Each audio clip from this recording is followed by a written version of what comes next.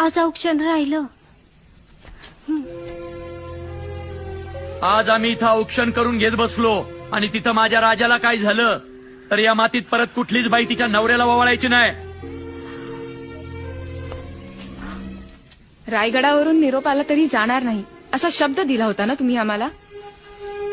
पण निरोप रायगडावरून आलाच नाहीये पुरी, रायगडात साठी आलाय.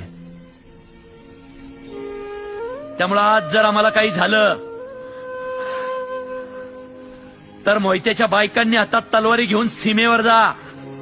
कारण हे राज्य व्हावं ही जरी श्रींची इच्छा असली तरी हे स्वराज्य टिकावं ही माझ्या छत्रपतींची इच्छा होती. जय भवानी. जय शिवाजी.